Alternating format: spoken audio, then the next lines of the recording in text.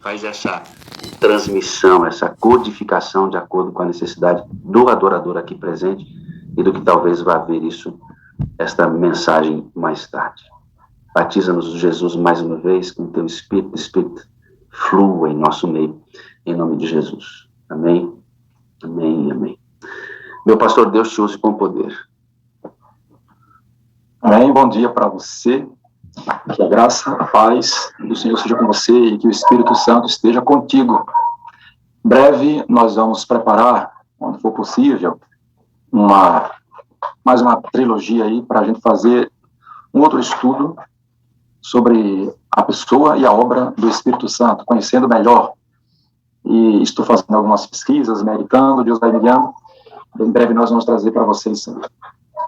Eu vou apresentar a mensagem hoje de uma forma diferente. Talvez alguns de vocês nunca ouviram uma mensagem sendo apresentada usando este método que eu vou apresentar hoje.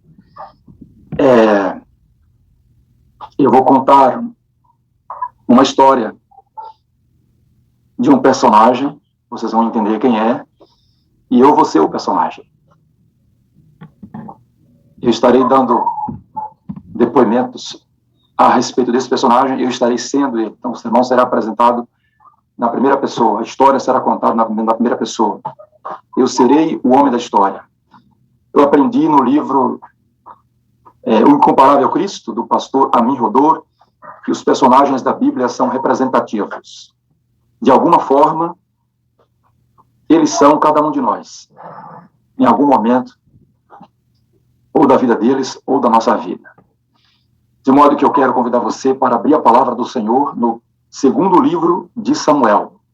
O título da mensagem de hoje é O Dia que Eu Caí. Ou Quando Eu Caí. Caí no verbo pretérito perfeito, passado. Mas vamos falar do fracasso à redenção. Vamos abrir a palavra do Senhor, a minha já está aberta, você pode abrir a sua, em 2 Samuel, capítulo 11. Vamos ler dos versos 7 ao 14.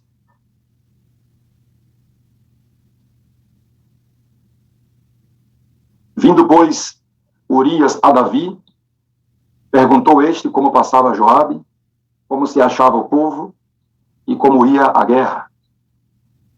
Depois disse Davi a Urias, desce à tua casa e lava os pés.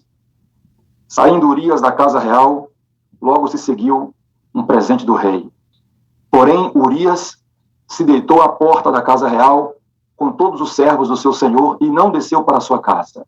E fizeram-no saber a Davi, dizendo, Urias não desceu à sua casa. Então, disse Davi a Urias, não vens tu de uma jornada? Por que não desceste à tua casa? Respondeu Urias a Davi, a arca, Israel e Judá ficam em tendas. Joabe, meu senhor, e os servos de meu senhor estão acampados ao ar livre. E hei de eu entrar na minha casa para comer e beber e para me deitar com minha mulher? Tão certo como tu vives e como vive a tua alma, não farei tal coisa. Então, disse Davi a Urias, demora-te aqui ainda hoje, e amanhã te despedirei. Urias, pois, ficou em Jerusalém aquele dia e o dia seguinte.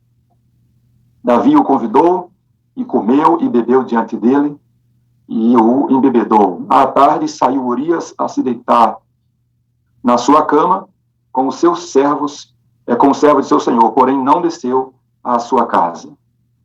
E, verso 14, pela manhã Davi escreveu uma carta a Joabe e lhe a mandou por mão de Urias. Vamos parar por aí. Eu estou trabalhando o texto das minhas intenções. Saudações a todos vocês. Eu quero começar essa história contando que até que o profeta Natan aparecesse em meu palácio, eu estava cego. Durante um ano, irmãos e amigos, eu vivi procurando esconder o meu erro. Só que a minha consciência doía, porque a mão do Senhor pesava sobre mim e me esmagava. todo o meu vigor se tornou em sequidão de estio. Quando eu escrevi o Salmo 32, no verso 4, vocês vão ver essa minha expressão. Mergulhado em minha culpa, eu não sabia enxergar uma saída. Eu fiz tudo do meu próprio modo para encobrir o meu pecado e procurei os meios humanos para resolver o problema da minha culpa e só sofria e só morria porque a minha consciência me massacrava com a mão do Senhor. Até que o profeta me fez ver onde eu estava e me apontou um caminho para a minha redenção. Esse caminho foi a confissão. Bem, se você já percebeu, eu sou Davi, o 8º filho de Jessé, da cidade de Belém, Efrata. Eu era pastor de ovelhas e tinha uma vida simples no campo, em contemplação da natureza, cuidando de animais. Eu era um jovem ingênuo, de alma limpa. Um dia eu estava pastoreando as minhas ovelhas, quando de repente fui chamado às pressas à casa de meu pai. Tinha que ser depressa, porque havia alguém me esperando por lá. Deus tinha uma obra para o profeta Samuel fazer em mim. Cheguei, estavam todos os meus irmãos mais velhos que eu reunidos, e havia aquele senhor de porte nobre à mesa, uma refeição para ser comida, porém decidiram que não comeriam sem a minha presença e sem a realização do que o Senhor designou Samuel para fazer. Então, sem muitos rodeios, ele chegou e disse que estava ali para me ungir. E ali, queridos, eu, sendo jovem, fui ungido rei de Israel diante de meus 7 irmãos. Se vocês verificarem no primeiro livro de Samuel, no capítulo 16, lá no verso 13, ali está escrito que quando eu fui ungido, o Espírito Santo se apossou de mim. Que experiência, eu não sei descrever. Que coisa que nunca vista antes. Eu era feliz da minha experiência com Deus, tinha fé em Deus, tinha obtido vitórias da parte do Senhor, compunha salmos, cantava louvores ao Senhor nas campinas, mas eu nunca tinha tido uma experiência daquela. O Espírito se apossou e me deu uma vida ainda não experimentada até então. Aconselho vocês a desejarem um dia desses, uma experiência dessas. O Espírito se apossar de vocês. Aí um dia, queridos, o tempo passou e pouco tempo depois, meus irmãos estavam numa guerra. Eles eram mais velhos, né, pela idade, quem tinha acima de 20 anos tinha que estar na guerra. E meus irmãos estavam na guerra com os filisteus, e meu pai me chamou para eu levar uma comida para eles. Levei alguns queijos, algumas coisas para os meus irmãos. E quando cheguei lá, me deparei com um grande problema. Era um gigante que estava lá ameaçando por 40 dias o povo de Israel. O Golias era o nome desse filisteu. E ele fazia repetidas vezes aquela ameaça, convidando quem poderia lutar com eles, ou contra ele. E não havia no exército de Israel nenhum homem que tivesse coragem de enfrentá-lo. Mas o que acontece é que eu estava cheio do Espírito do Senhor. E da mesma forma que o Espírito do Senhor se apossou de Sansão e deu força para Sansão enfrentar o leão e depois os inimigos e vencer, esse Espírito que estava em mim também me deu força, me deu confiança. E como vocês conhecem a história, lá no primeiro livro de Samuel, no capítulo 17, está o relato de que eu enfrentei Golias e eu o matei. E o que acontece é que a partir dali, eu nunca mais seria o mesmo. Imediatamente o rei quis saber quem eu era. Eu era apenas um filho de Jessé, eu disse para ele. Mas, como eu havia sido ungido, eu haveria de me assentar no trono anos mais tarde. Ali, por causa desta ocasião, por causa das nossas personalidades muito semelhantes, a minha alma se uniu com a de Jonatas. Nós nos tornamos amigos íntimos. Jonatas era um homem formidável, um rapaz espetacular. E o rei me colocou por tropas ali e todos me amavam. Mas teve um dia que aconteceu algo interessante. Eu fui para uma batalha comandando uma parte de uma tropa, ao passo que Saul foi também comandando uma outra tropa. Nós voltamos vitoriosos, mas fomos surpreendidos com uma coisa: como a minha tropa conseguiu matar maior número de inimigos, quando nós voltamos para a cidade de Jerusalém, as mulheres nos deram honras. Só que as honras que deram a mim foram infinitamente maiores. Elas disseram que Saul matou 1000, que eu matei 10.000. E a partir daquilo foi despertado um sentimento de inveja de Saul contra mim, e a partir dali Saul mudou a maneira de me olhar, e ele não mais me olhava com os bons olhos. Mas o Senhor era comigo, e eu lograva bom êxito. Se vocês verificarem em 1 Samuel, capítulo 18, no versículo 14, lá está escrito que, porque o Senhor era comigo, eu lograva bom êxito em todos os meus empreendimentos. Porque Saul sabia que o Senhor era comigo, ele tinha medo de mim, e as pessoas todas me amavam. É um texto emblemático ali da minha história. E você vai ficar sabendo sobre isso, portanto, ler aquele texto lá, 1 Samuel, capítulo 18, verso 4. Até que uma coisa aconteceu em minha vida, queridos. O dia em que eu perdi a minha inocência. Saul, na tentativa de me colocar numa cilada para me matar, ofereceu como prêmio para que eu ganhasse a filha dele para ser mulher, para ser esposa, que eu conseguisse sem prepúcio de filisteus. E eu fui lá, com força, o Senhor me deu vitórias, eu consegui isso. E ali eu comecei a ter problemas com a minha visão com mulheres. Me ensinaram a ver mulher como prêmio de conquista. Eu estava entrando em 3 problemas ali. Primeiro, era uma cilada de Saul. Segundo, era um jugo desigual. Como eu disse, quem sou eu para me casar com a filha do rei? E o terceiro problema, eu estava naquele instante, ou naquele tempo, perdendo a minha pureza em relação às mulheres. Eu acho que, quando me uni com Mical, eu fiz as primeiras concessões com o pecado. A partir dali, vocês vão ver na Bíblia que eu passei a ter uma vida de intensos conflitos. Foram constantes as perseguições de Saul. Por várias vezes tentou me matar. Eu vivi como perseguido, vivi em cavernas. Vocês vão ver alguns dos salmos que eu compus quando estava nessa situação de fuga, né, o tempo inteiro. Por minha causa, ali na vila de Nob, eu fiz uma coisa que eu não deveria. Eu pedi uma proteção, uma espada, a Aimeleque, e quando souberam que Aimeleque tinha me dado um certo suporte, eu e os homens soldados estavam comigo, Saul foi lá, cheio do espírito de Satanás, matou Aimeleque e cerca de 80 sacerdotes. Meu coração pesou muito com aquilo, foi coisa terrível.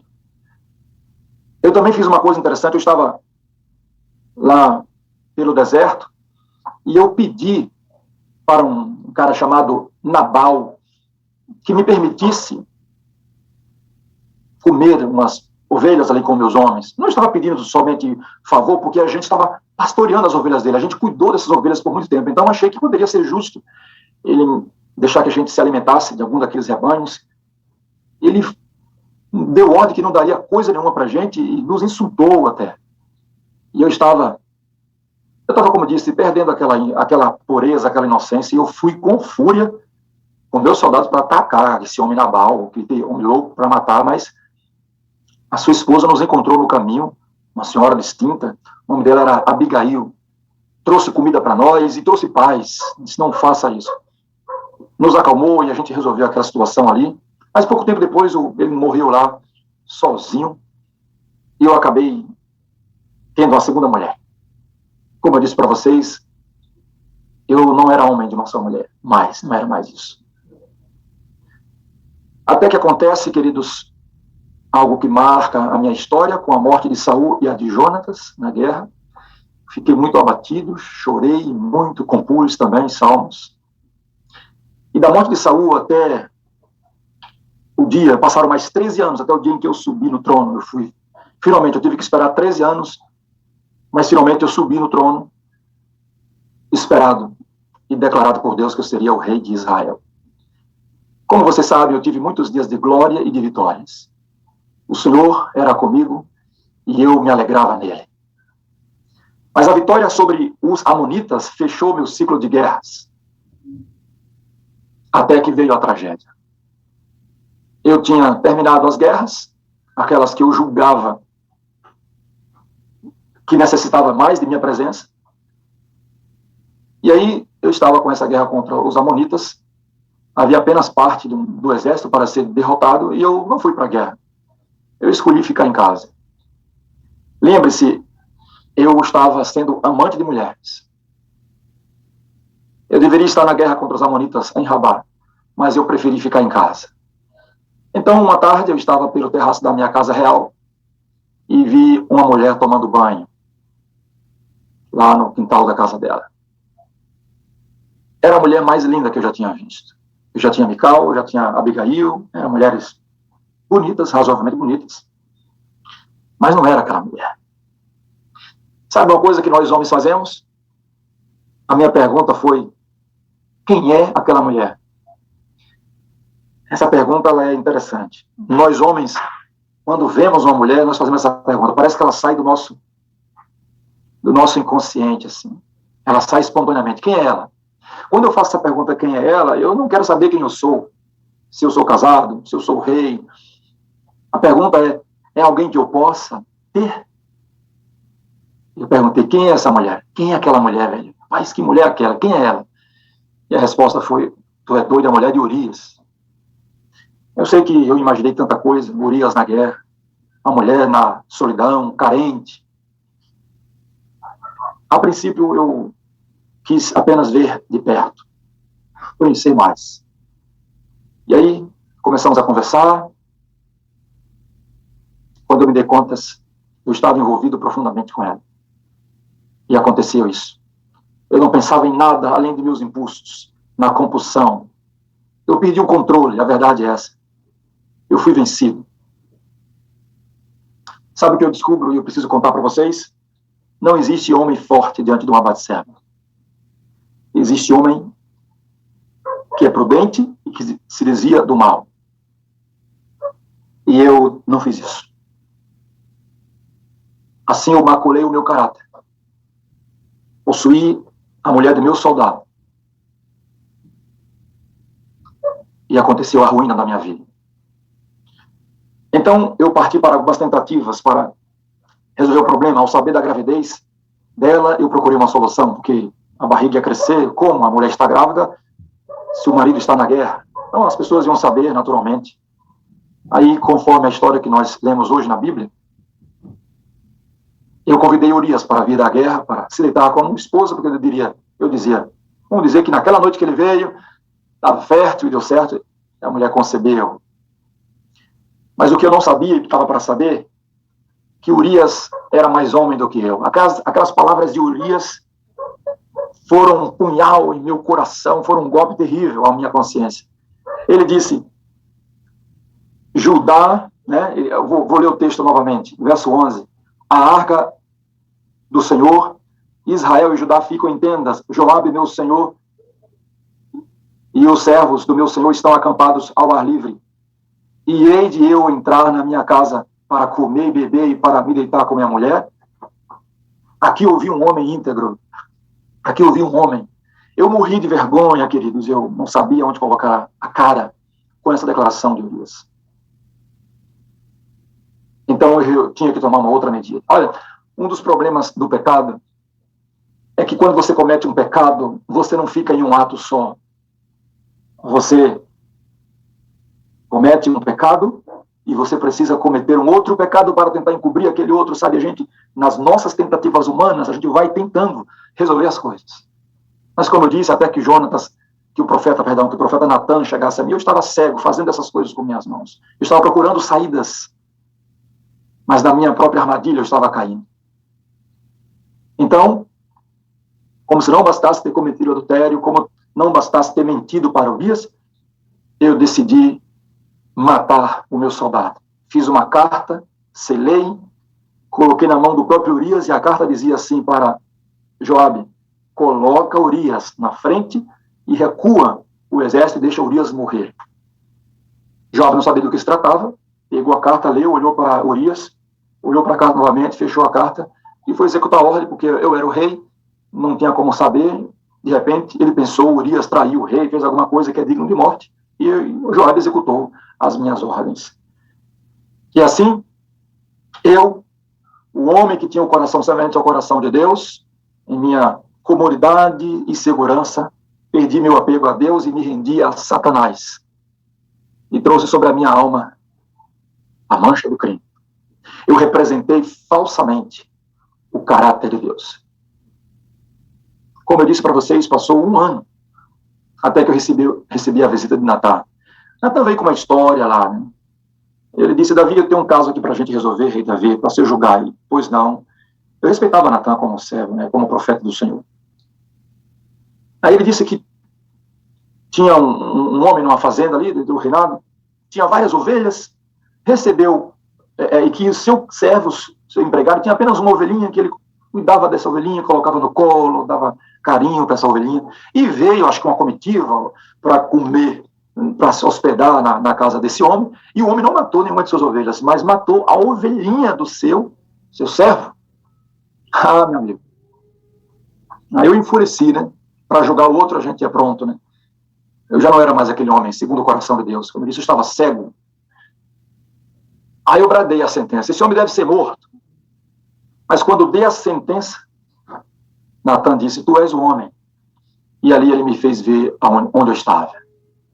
Ali eu vi o golpe do pecado, tão violento como a morte. Ali eu bradei com o meu último suspiro. E declarei, pequei contra o Senhor. Eu já não era mais um homem segundo o coração de Deus. Eu tinha perdido a minha inocência e a minha pureza. Ali agora gerou um turbilhão, né? Meu cérebro quase entrava em ebulição. Eu tinha 2 medos: ser expulso da presença de Deus e de Deus retirar de mim o seu espírito. Eu retrato isso quando escrevo o Salmo 51, no versículo 11. Eu clamo a ele, dizendo, porque eu vi o que aconteceu com Saul, quando o Espírito do Senhor se foi retirado de Saul, porque era desobediente ao Senhor. O Espírito do demônio se apossou de Saul. Eu vi o inferno que foi a vida daquele homem. Eu vi como foi que ele morreu. Então eu tinha um pavor, em quase desespero. Eu clamei a Deus, Senhor, não me expulse da sua presença e não retires de mim o teu Espírito.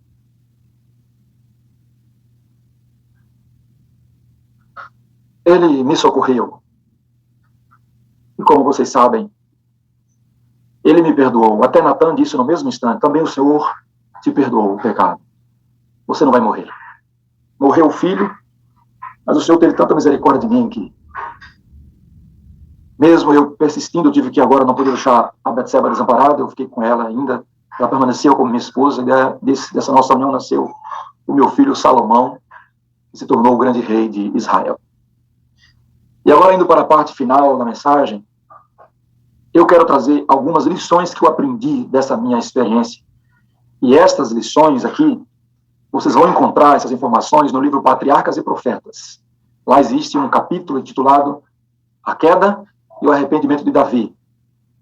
Eu recomendo a leitura deste capítulo e eu vou, de maneira bem resumida, compartilhar as experiências que eu tirei dessa minha história.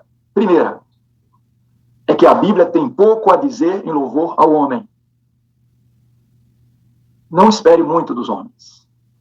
Não há mortal que não seja mortal em todos os sentidos.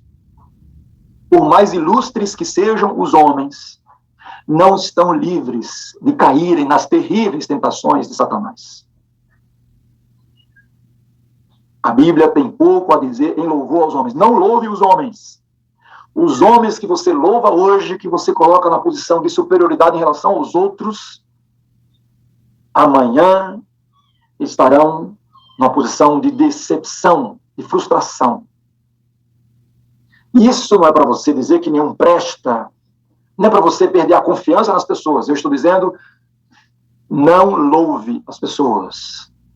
A Bíblia tem pouco ou quase nada a dizer em louvor ao homem. Essa sentença está na abertura desse capítulo aqui que eu mencionei. Não espere muito dos mortais. A segunda lição que eu quero compartilhar com vocês. Sabe o que preparou o meu caminho para a minha queda? Foi o espírito de confiança e exaltação própria. Foi isso, o espírito de confiança em mim mesmo e de exaltação própria. Enquanto eu estava no início da minha vida, eu dependia do Espírito. Eu fui enfrentar Golias na dependência do Espírito. E isso durou algum tempo, mas chegou um certo estágio da minha vida que eu era o rei de Israel. Estava como que cansado de só vencer, só vitorioso. Então, eu estava exaltado. Eu estava alimentando já o espírito de exaltação própria e de confiança em mim mesmo. Terceira lição. A obra de Satanás para nos levar à ruína e para a queda, não começa abruptamente, mas ela vem com pequenas coisas, com pequenas negligências. É uma ação secreta de minar as fortalezas dos princípios. Negligência na oração, do estudo da Bíblia, da dependência de Deus, essas coisinhas que a gente vai julgando pequenas. Satanás vai preparando o caminho. Quando a gente abre os olhos, já estamos cercados. Por isso que o Senhor Jesus, o meu Senhor e o seu Senhor, vai dizer sempre, vigia em todo o tempo. A quarta lição, eu deveria estar na guerra. Não deixe para o outro, não deixe que o exército se envolva nas batalhas e você fique sozinho. Não fique aí deixando para assistir a sala 57 mais tarde, 11 horas, meio-dia, porque você vai dormir, porque você precisa entrar na guerra. Da mesma forma que o pastor Wagner e todos os seus moderadores se empenham madrugada, dia após dia, e estão na batalha em busca para manter na comunhão com Deus, você também precisa se manter na comunhão com Deus. Nunca pense que tem um dia que você possa viver sem Deus, sem oração, sem buscar o Senhor, na madrugada ou na primeira hora do seu dia quando você se levantar. A quinta lição. Não veja em minha queda uma desculpa para você cair, para você pecar. Veja os estragos que o pecado causou em minha vida. Veja o que eu me tornei, o que Israel se tornou. Veja a história de Israel antes da minha queda e veja a história de Israel depois da minha queda. E veja quão terrível, quão maligno é o pecado. Uma sexta lição que eu passo aqui é que o pecado nos faz perder a nossa autoridade e a nossa influência. Que moral eu tinha para corrigir meus filhos? Eu me tornei um Eli. Vocês conhecem a história do que fizeram Amnon, Absalão, Adonias? Foi um inferno. Eu acabei com a vida de meus filhos. Será que meus filhos estarão salvos? Possivelmente eu perdi todos os meus filhos. Quem tem moral para corrigir um filho depois de ter caído no adultério e depois de ter mandado matar uma pessoa de maneira tão cruel como eu fiz?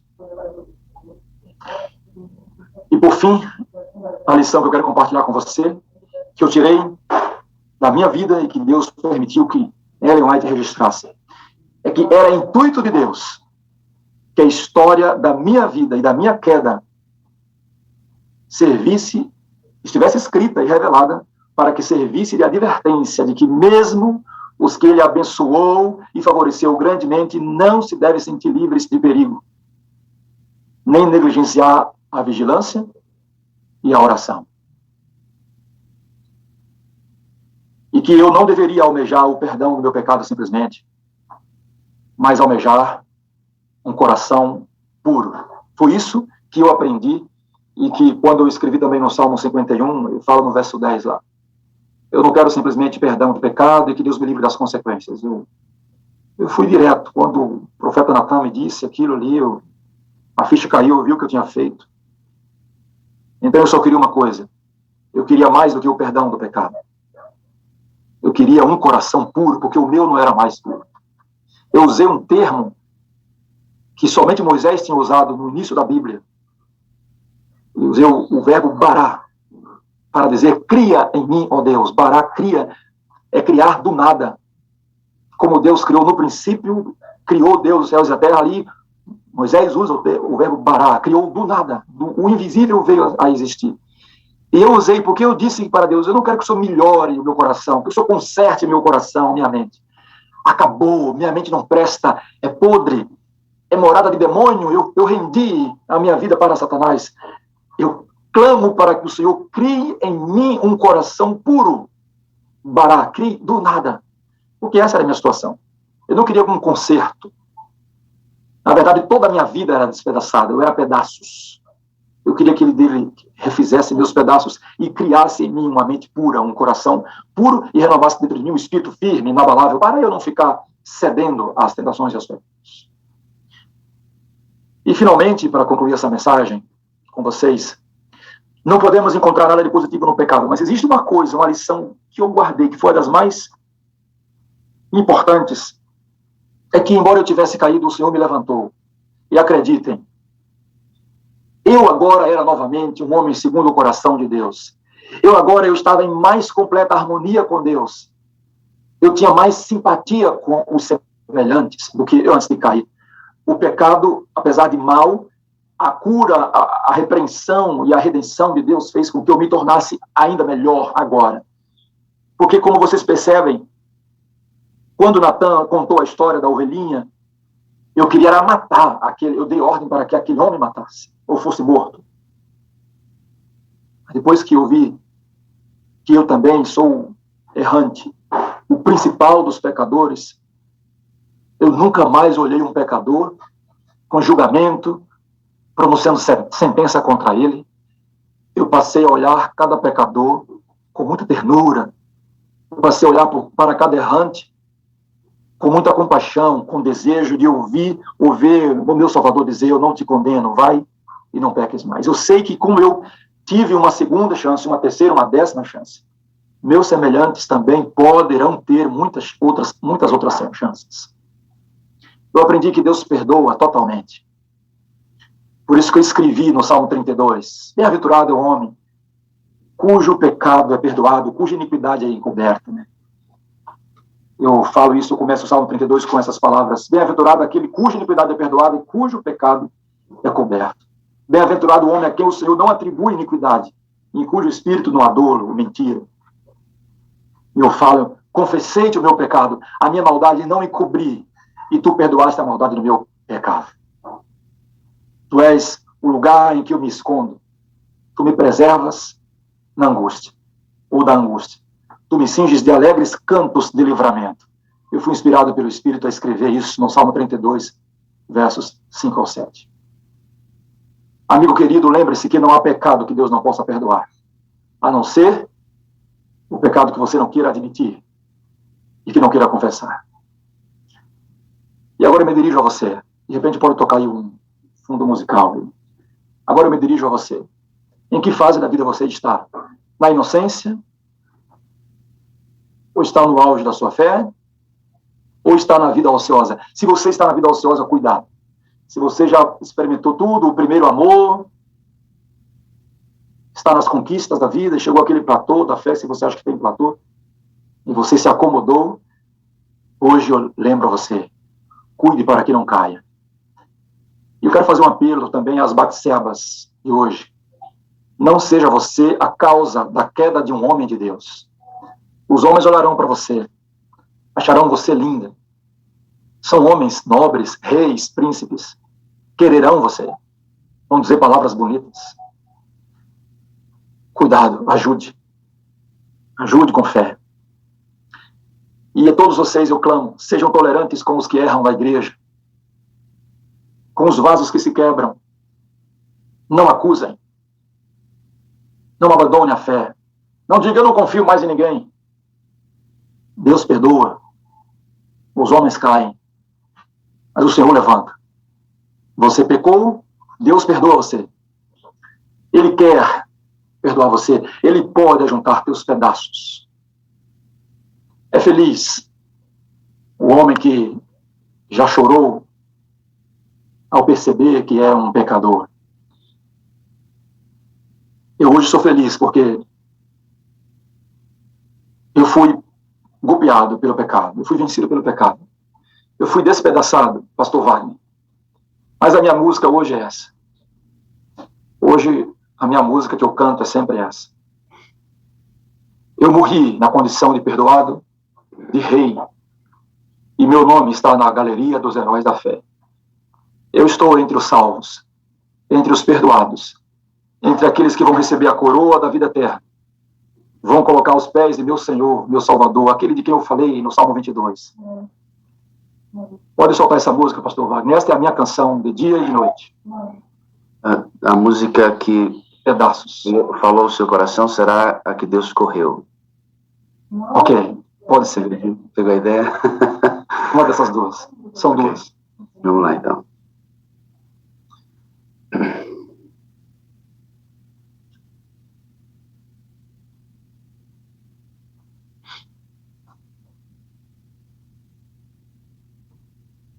Chegando.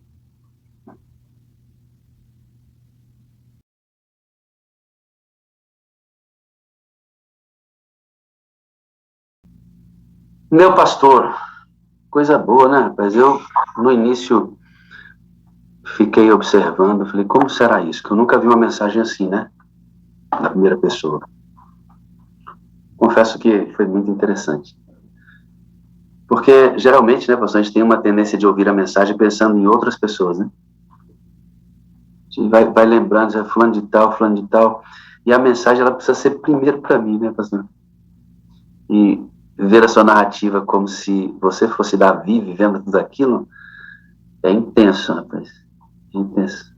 Deus lhe utilizou mais uma vez aí, dando-lhe sabedoria para transmitir a mensagem, meu amado. Era mais de 10 da noite. E eu estava com o coração aflito, porque eu pretendia trazer uma mensagem, só que essa mensagem necessitava de uma organização, de uns textos, de uma pesquisa.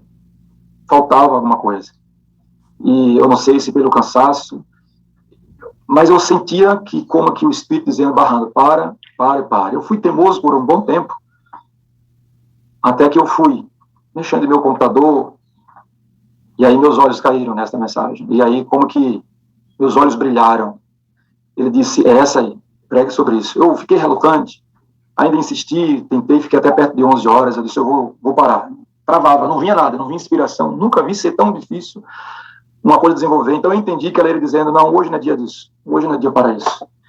Então eu fui dormir, disse, eu me acordo à madrugada e me faça sonhar, me dê alguma coisa, o que é para fazer. Eu não dormi de madrugada, acordei várias vezes, ficava acordando e a mensagem que vinha à mente era essa. Eu não sei por que, haverei de saber depois, mas a mensagem que veio foi essa. Então que eu acordei pela manhã, ainda fui teimoso, né? Ainda persisti em fazer alguma coisa, mas não tive êxito. E esse sermão, esse esboço estava aqui pronto, aqui no meu computador, na tela. Quando eu liguei o computador, apareceu ele. Então eu entendi que essa era a mensagem que, para mim, porque de certa forma, eu e muitos outros, de alguma forma, nos identificamos com ela, né? Em algum momento nós somos o Davi, em algum momento alguém é uma Batseba. Nós já falamos sobre isso aqui, dessas lutas. E nós precisamos ficar alerta o tempo inteiro, porque a possibilidade dos homens santos e poderosos caírem é real. Ninguém está livre e nós devemos ficar atentos a isso. Então, essa história, ao mesmo tempo que mostra o perigo, com todas as suas dimensões, apresenta também, pastor, a riqueza da graça de Deus, né? Oferece consolo pela certeza do perdão do Senhor. Pastor, eu estava refletindo sobre isso ontem, e uma certeza veio na minha cabeça, sabe? O pecado nunca pode ser admitido, mas o pecador nunca pode ser abandonado. Essa é a frase para colocar aí no status hoje. O pecado nunca pode ser admitido, mas o pecador nunca pode ser abandonado. O pecador que não vai estar no reino de Deus transformado é aquele que amou o pecado. Porque, invariavelmente, amigo, todos os redimidos do Senhor serão pecadores arrependidos. Todos. Lá não vai ter nenhum que não tenha transgredido a lei de Deus, que não tenha se arrependido. Nenhum. Todos foram restaurados. Por isso, o pecado nunca pode ser admitido. Porque não tem lugar para o pecado na vida de um cristão santo separado, a não ser acidentalmente. Não tem, queridos, não tem. Mas o pecador não pode ser simplesmente esquecido. E pensando nisso, pastor, eu estava refletindo, sabe, nas reações que temos quando pessoas caem, né? Ícones da igreja caem, né? Nós temos visto aí alguns acontecimentos desses, recentes, antigos. Não serão os últimos. Pode acontecer comigo, com o pastor Moreira, pode acontecer com qualquer um, amigo, com qualquer um. Ninguém está isento disso. Ninguém. E deixe-me esclarecer uma coisa que ontem veio à minha mente pensando exatamente nisso que o pastor Moreira pregou. Sabe, queridos, quando Deus estabeleceu que o homem pecador deve pregar para o homem pecador, que o homem pecador restaurado, que abriga em si a natureza pecaminosa, pregasse para um outro homem pecador que abriga em si a natureza pecaminosa. Este homem não quer mais o mundo, está sendo restaurado, como o pastor acabou de falar na primeira pessoa em Davi. Este aqui ainda não quer nada, e este precisa comunicar. Entre iguais, escute uma coisa, querido, quando Deus estabeleceu que os iguais devem pregar, eu que sou igual a quem precisa do evangelho, devo pregar para ele. Eu que sou carente da graça de Deus, devo ocupar o lugar como gestor da sala 57, pastor do meu distrito, Moreira no chamado dele, o pastor, e o pastor no seu chamado.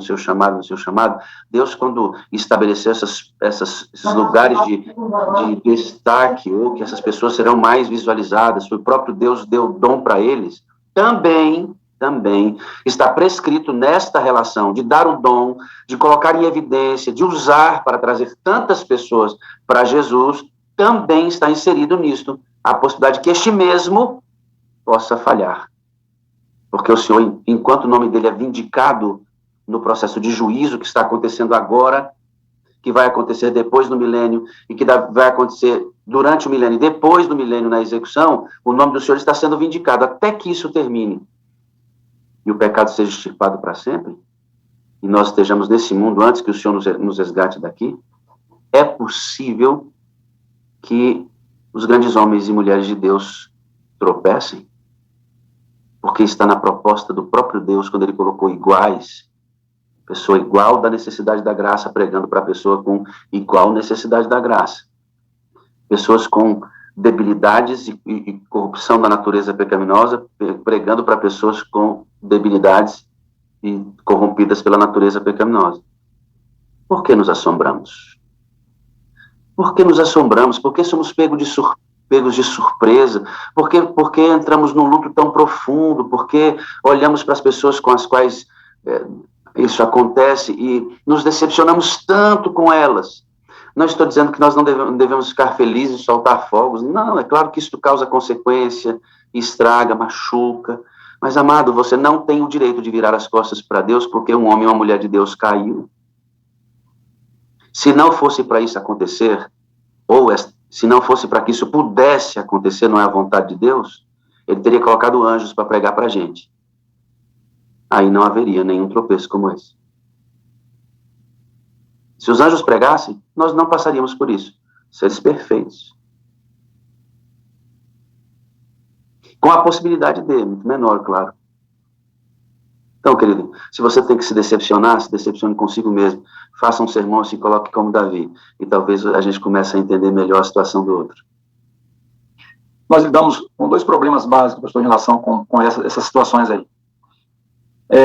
Essa decepção, essa frustração, que as pessoas elas nunca se acham preparadas para receber o impacto desse, né? Porque elas sempre criam uma imagem das pessoas. E aqui na sala, é bom que se diga, foi muito bom que a gente viu vários momentos as pessoas abrindo o coração para falar de suas limitações, né? Que o pastor, embora ungido, ordenado, ele não é mais forte, ele não recebe uma capacitação maior contra o pecado. Se ele for negligente na oração, na vigilância, a unção, a oração de consagração dele não vai somar nada na vida dele. Então, a gente tem esse primeiro problema, é de se surpreender, de se assombrar, rasgar as vestes e achar que a vida acabou. E o segundo problema que lidamos, no caso como esse, é o de aceitar a pessoa que caiu como alguém que se levantou, que foi perdoado por Deus. A gente sempre fala, você é aquele que fez aquilo. Você está bem, tudo bem, Deus perdoa, mas lembre-se que você fez aquilo. A gente marca, infelizmente, rotula essa pessoa E até que esse rótulo desapareça, Cristo volta. Lamentavelmente, a gente com o Espírito Santo tem como olhar isso aí, porque dizemos aí, o cair é do homem, o levantar é de Deus. Não é apologia à queda e ao pecado, de forma alguma, você sabe disso. Nós não estamos defendendo o pecado. Nós estamos defendendo o fato de que nós estamos sujeitos, enganoso é o coração do homem, mais que todas as coisas, e desesperadamente corrupto. A possibilidade de cair é grande e é real. Então não se assombre, chore, silencie, mas não se desespere, não perca a fé, não perca o foco. E entenda, Deus perdoa e perdoa mesmo, e restaura mesmo. Eu fico pensando na mulher no Poço de Jacó, meu pastor, que ela encontrou-se com Jesus enquanto prostituta, porque ela tinha 5 maridos e o que ela tinha não era dela, significa que ela estava tendo um caso. Pensa na mulher toda estraçalhada pelo pecado. Mulambenta, pastor, é uma mulher mulambenta, ela era triste, né? A vida dela, ela foi buscar água ao meio-dia, porque ela tinha vergonha da vida que levava. Deixou lá o vaso dela, seco, voltou para a cidade como a maior evangelista que aquela cidade conheceu, né? De prostituta a evangelista. Então, eu já ia dizer isso. Ela não seria, talvez, bem recebida nem na recepção da nossa igreja. E Cristo chega na manhã de sábado e diz, isso aqui está eleita a nova líder do ministério pessoal da igreja. Como você ouve o sermão de alguém que publicamente caiu? Como é que você considera o seu ancião que caiu, mas ele restaurou a vida? O Senhor restaurou a vida daquele homem, ele mostrou-se arrependido, mostrou que foi algo pontual, não é uma questão de caráter continuamente. Como é que você encara pessoas que Deus restaurou a vida, ou mesmo aqueles que têm dificuldades na sua pessoa? Como é que você encara? A gente ouve essas pessoas com legitimidade, ou nós sempre olhamos à margem do que fizeram, à sombra do que fizeram? Quem é você para estar falando isso, né? Coisa do tipo, né? Desse tipo, né? Enquanto Deus não atribui culpa, eu estou atribuindo culpa ainda, pastor. Sabe, querido, isso é uma coisa muito importante, porque eu só queria lembrar você, nenhuma apologia ao pecado, viu? Como eu disse, o pecado tem que ser abandonado.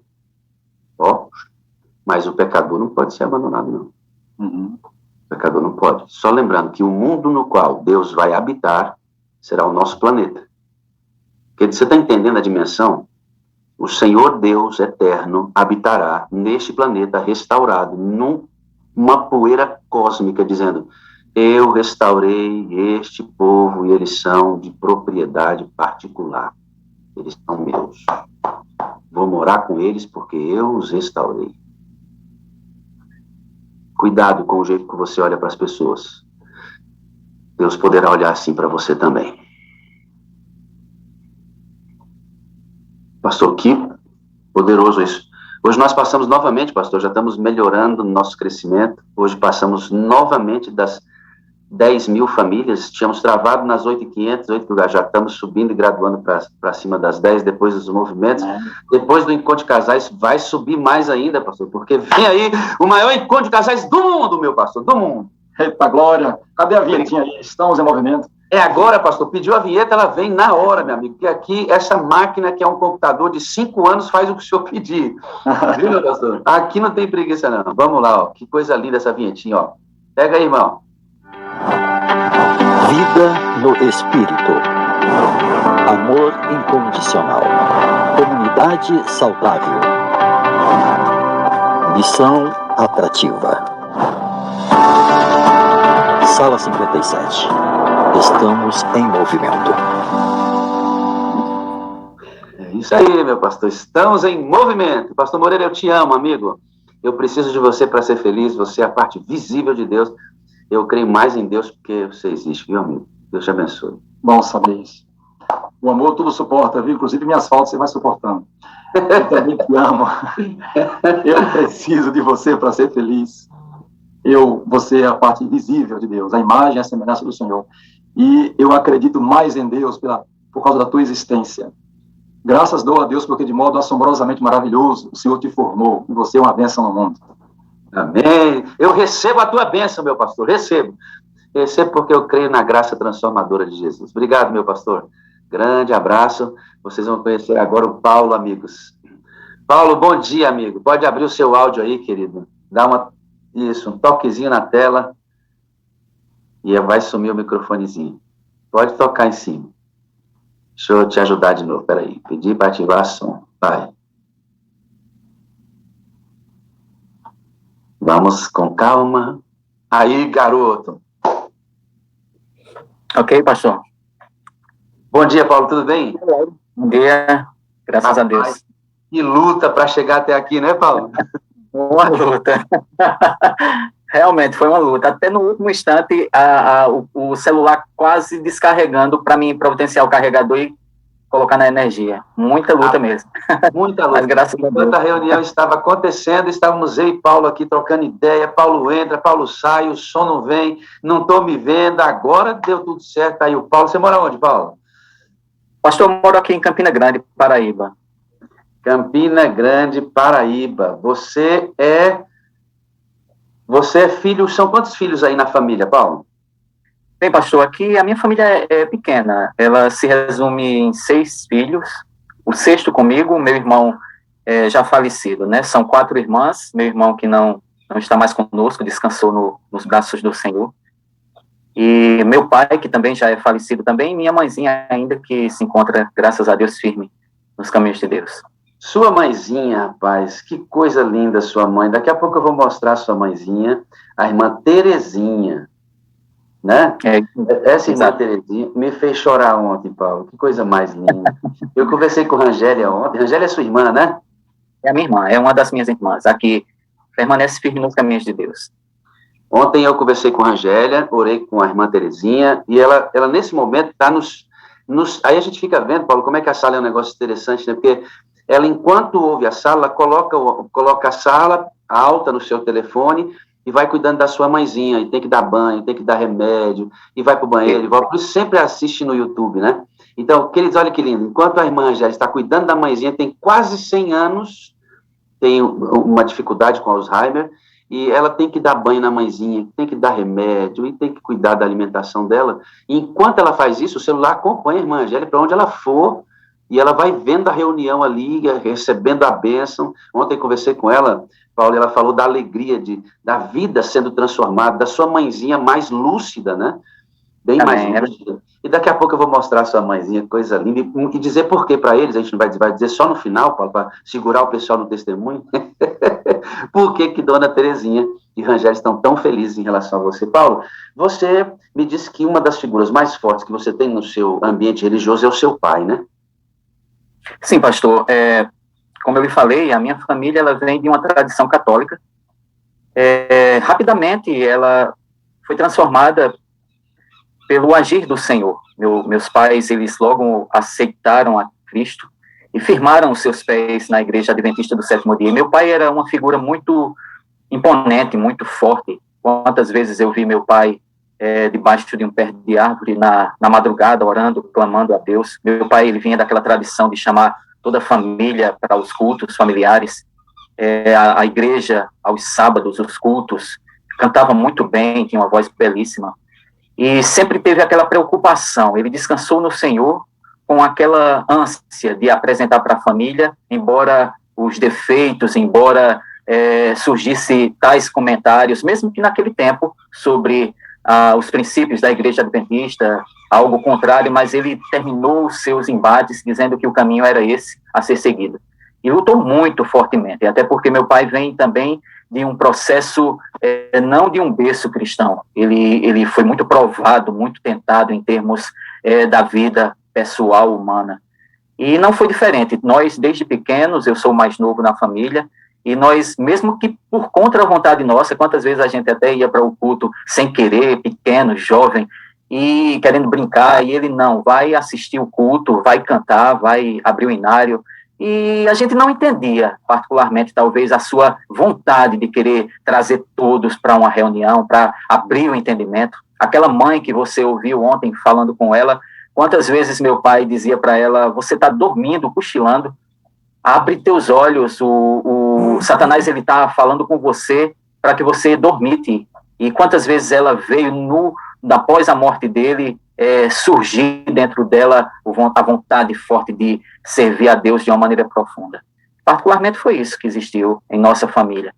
Seu pai, então, foi essa figura forte, né? E eu vou falar igual a vocês agora, ele plantou a semente do evangelho no coração de vocês. O sotaque de vocês é uma coisa linda demais. Eu amo esse sotaque, Paulo. Amo essa diversidade Amo essa diversidade do Brasil, né? Nós temos várias culturas dentro de um só país, né? Várias realidades absolutamente diferentes. Amo essa diversidade cultural do Brasil, né? Sou apaixonado por isso. Você, mesmo que seu pai tivesse essa figura muito forte, você não se interessou muito por isso, e na adolescência você enfiou o pé na jaca, como dizem aqui em Brasília, e aí usou álcool, droga, foi longe mesmo, né, Paulo? Pastor, muito longe mesmo. A minha vida sempre foi muito intensa, muito forte. Talvez você, ao longo do que você vai passando, os anos vão passando tão rápido e desapercebido do teu entendimento, você olha o quanto você brincou, o quanto você se divertiu. E minha vida particularmente foi muito isso, voltada para o rock, voltado para o álcool, a vida profana, mulheres, livre, a liberdade de você viver como você deseja. E a minha adolescência foi totalmente essa, uma adolescência muito livre. Meu pai sempre me amou muito, sempre gostou muito de mim, sempre me deu a liberdade, mas eu, não querendo levar em conta os fatores pregressos da sua vida no passado, até porque nós caímos na fraqueza de talvez dizer o espelho, olhar os atos de um pai, ou talvez, e dizer, tentar fazer alguma coisa, tentar se desviar por um processo negativo. Longe de mim, mas particularmente existiu o lado de eu ver o brilho do mundo, olhar para o lado e dizer, eu vou viver minha vida, e viver livre, tranquilo, não tenho cobrança, meu pai, ele me ama, e eu posso, é o meu momento. Então eu caí no mundo mesmo, enfiei o pé na jaca, quando como o pastor falou, e realmente vivia muito livre mesmo, antecedendo toda a minha juventude, a minha vida jovem, logo tão cedo, com 17 anos, provando o álcool, até porque é a droga que eu tanto abomino, e caí quantas vezes foram.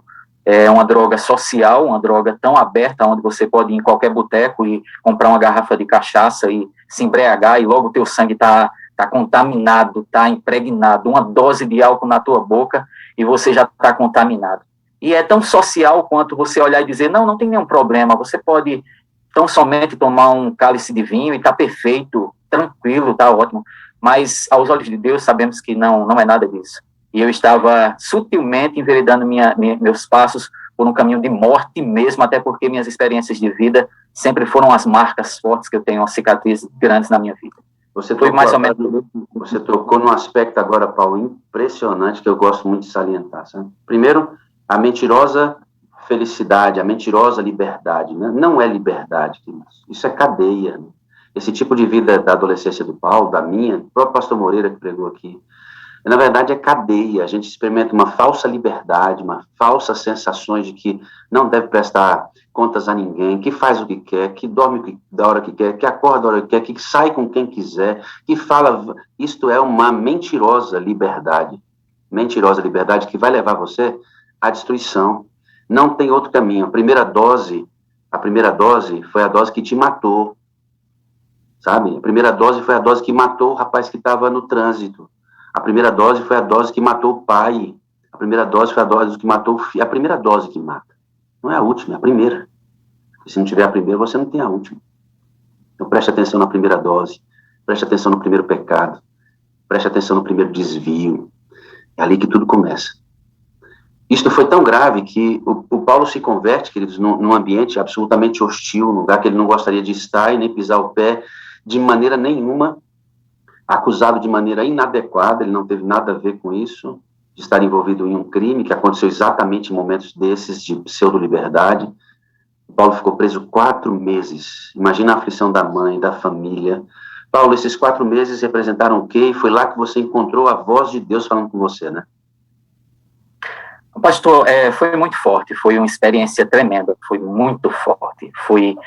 É incrível dizer que mesmo nos meus devaneios, minhas caminhadas, minhas cabeçadas, sempre eu fui sensível a uma fala, aquela fala que você ouve no fundo do teu ouvido em dizer, tá errado alguma coisa, tá errado o lugar que você tá errado essa liberdade que você está vivendo.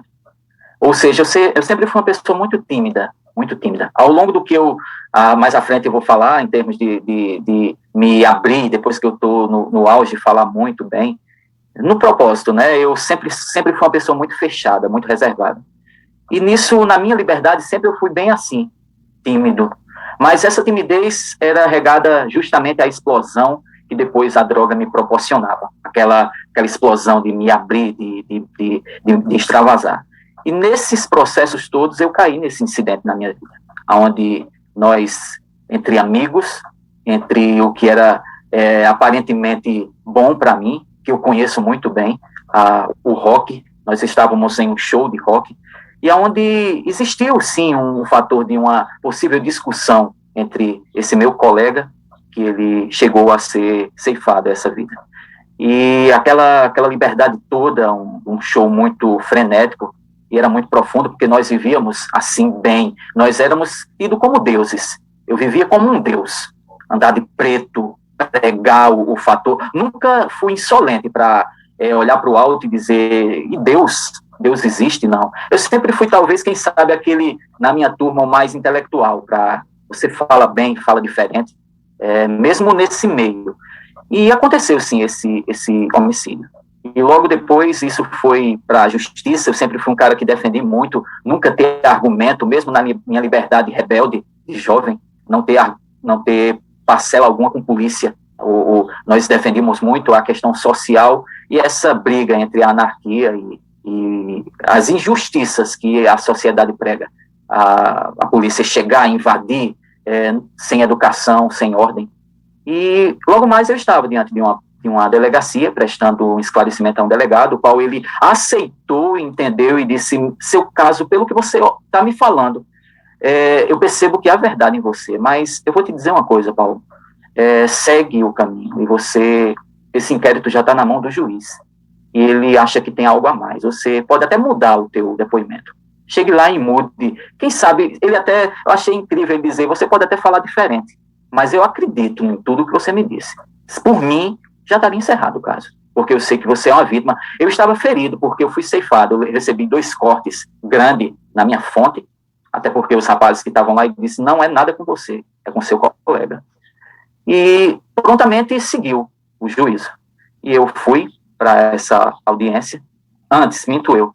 Quando eu estava em casa, numa tarde, eu nunca gostei de polícia. Para quem nunca gostou, imaginar bater na minha porta e dizer, você é Paulo? É você que é Paulo Rangel? Eu digo, sou. Ele disse, você está preso. Eles me puxaram da minha casa, do portão da minha casa. Eu estava em casa sozinho. Eu estou revivendo isso, mas com força, porque isso me traz força. Sempre me trouxe isso. Essa cicatriz está muito firmada, muito forte em minha vida. Bem, em nome de Deus. Então, os cachorros saíram, a casa ficou aberta, sem ninguém, e como minha família mora próximo, a minha irmã saiu assustada da outra casa, que ela mora próximo, e ela foi perguntar, assustada, o que era isso. Ele disse, vocês vão estar sendo presos. E foi daí que seguiu, pastor. Fomos para uma penitenciária, eu não fui nem para uma delegacia, fomos logo para uma penitenciária, e eu assustado, e sempre fui, assim, questionador, sempre quis entender o que está acontecendo. Eu sabia que não tinha feito nada, então eu queria respostas. Mas essa resposta eu passei 4 meses ao longo, galgados de dias, semanas, meses, e a minha mãe, primeira vez que ela chegou, primeiro Natal que ela foi lá, eu fui preso nesses períodos, e ela olhou forte, não com essa idade, ela um pouco mais forte, nova. Eu disse, mãe, eu vou sair eu vou passar em casa. Ela disse, não, você vai passar preso.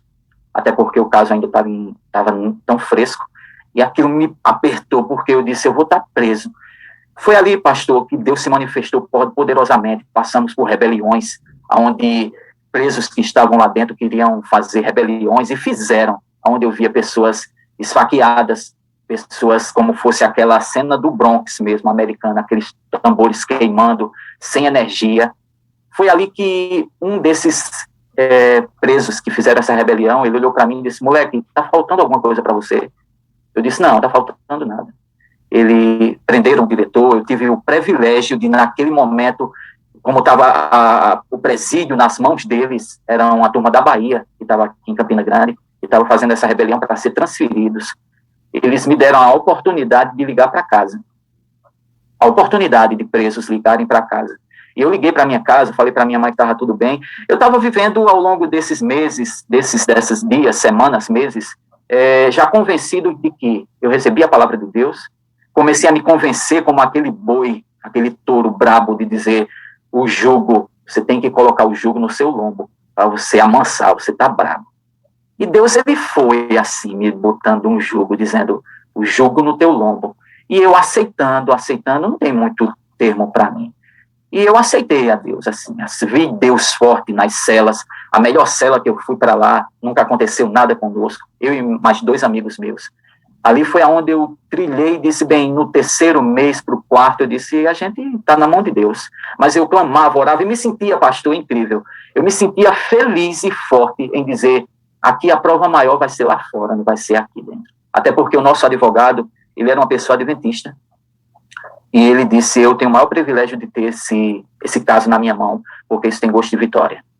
Eu conheço esse rapaz porque ele conhecia minha família a fundo, e ele viu aos autos todos os laudos, e ele viu que quem estava acusando a gente não foi família, não foi incidente, até porque eu fui passado, eu fui ferido, era o promotor de justiça que estava nos acusando, dizendo, é uma briga de gangue, é apenas uma briga de gangue. Criou-se um termo, gangue do heavy metal e gangue do funk, que a gente nunca gostou disso, de referências.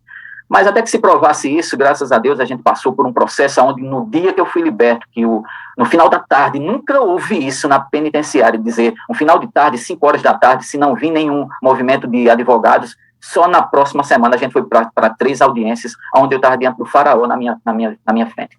O juiz, ele era um cara forte, prepotente, tirano, de dizer, vocês são todos inocentes, vocês não fizeram nada.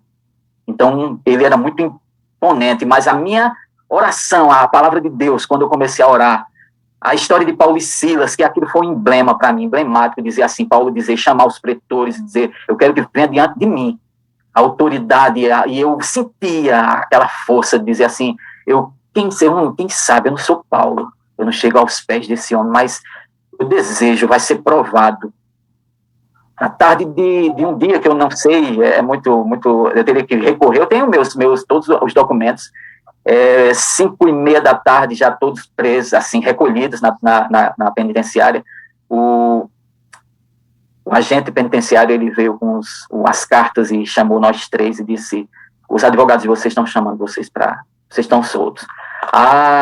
Toda a cela assim levantou, chorou, porque eu era assim, levantei a espada de Deus naquele momento. Foi ali que eu senti mesmo, assim, é aqui que eu devo, assim. E foi dali que começou. Ali eu olhar e dizer assim, ver o sol nascer quadrado, e quando sair, olhar meus pés, dizer, tremer, minhas pernas batiam, eu dizia, eu tô livre. E quando eu voltei, o juiz, ele na hora de conversar, ele não olhou para minha cara, ele baixou a cabeça, porque eu era forte questionador. E ele falou para um meu amigo, ele disse, me perdoe o que a gente fez. Foi um erro. Mas eu quero dizer... Oi, pastor. Sim, ele quer dizer, continue a última frase do juiz. Ele quis se justificar em dizer assim, foi um erro nosso, e não cometa mais isso, não faça mais isso. Vocês estão livres, mas ele tentou, para o meu amigo, que era mais sensível, porque eu quis, talvez, sim, questioná-lo por que aconteceu isso. E ele disse que, me desculpe, foi um erro nosso. E foi dali que se seguiu. A gente saiu para o mundo e eu entrei no processo de logo mais me batizar, né? Aceitar a Cristo. Paulo, ao sair da cadeia, ele não estava livre. Ele estava livre da cadeia. Mas da vida que o levou até ali, mesmo que não sendo culpado, ele ainda não estava. Precisava passar por outro processo. Foi quando Paulo, sob a influência do seu irmão, de tudo aquilo que havia acontecido na cadeia, ele entrega a vida a Jesus, entra no tanque, sela seu compromisso com Cristo e é batizado. Paulo se torna cantor da igreja, pregador, reconhece o poder de Deus e passa quantos anos batizados na igreja, Paulo? Eu passei aproximadamente, eu creio que 5 anos, tão rápido, as coisas acontecem comigo de uma maneira tão intensa, que eu me lembro, eu creio, uns 5 anos. Você passa 5 anos ativamente na congregação, batizado, pregando, cantando. Paulo tem o dom da música, o seu irmão também. Paulo viu muitos quartetos passarem pela sua casa, ensaiando hinos, ele se apaixonou por aquilo e também desenvolveu o seu dom da música e contribuiu muito com a mensagem musical. Mas, contudo, porém, mesmo depois de ter se liberto da vida que ele vinha, passado pelo batismo, você sofreu um processo, a gente não vai entrar nesse detalhe, Paulo, mas você sofre um processo de decepção com os seres humanos, você fala disso para mim. Pessoas te decepcionaram, nós não vamos citar nomes, nem casos, mas você deixa a fé, isso, você abandona a fé. Assim, pastor, passei momentos da minha vida firmes, convictos, logo iniciando, eu me lembro como hoje, quando eu acabei de me batizar, eu já tinha ensaiado uma música, um louvor, e entoei para Deus, mesmo de uma maneira grossa, forte, não polida, mas comecei. A música, o ministério musical sempre foi muito forte na minha vida. E sim, caminhava forte nos caminhos de Deus, mas logo vim a sofrer uma nova proposta, uma nova queda, sutilmente, assim, por conta movido à questão de não entender e sabendo, é algo muito que mexe com o íntimo, até porque ao longo desse meu processo de seres humanos, eu estava observando que eu estava deixando de lado o olhar para Cristo e depositar minha confiança, o meu amor, o meu sentimento por pessoas. E logo, quantas vezes ao subir no altar do Senhor para apresentar uma oferta, uma adoração, quantas vezes eu dizia, eu não quero levar fogo estranho. E não imaginava dizer assim, não queria imaginar dizer, poxa, um homem imperfeito subir no altar de Deus e cantar naturalmente, belíssimo, ou então ministrar uma pregação perfeita, até no nosso meio, onde cursos que a gente tinha, como cursos vocais, um rapaz que foi convidado até na igreja no nosso tempo, ele dizer, você conhece muito bem de música, você na verdade está querendo me avaliar, porque você está fazendo esse curso, mas você conhece muito bem.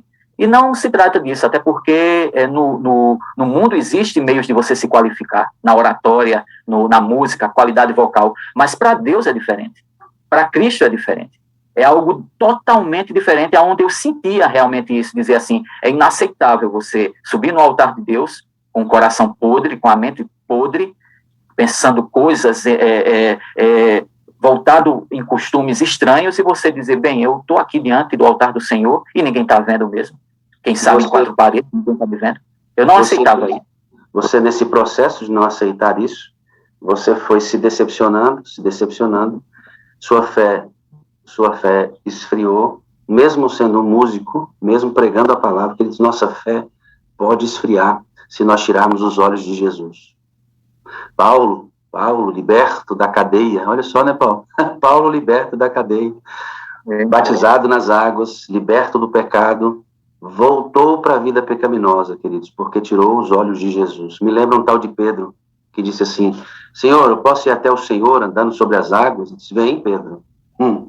Vem, Pedro. E Pedro andou sobre as águas até que ele mantivesse os olhos em Cristo. Quando ele tirou os olhos de Jesus, ele afundou. Isso aconteceu com Paulo, sabia? Paulo fala comigo na conversa que nós tivemos, algo que me impressionou muito. Ele disse que pegou uma caixa. Me impressionou porque me lembrei de mim mesmo. Ele pegou uma caixa e foi colocando tudo o que era de Deus nessa caixa. De qualquer maneira, desorganizadamente.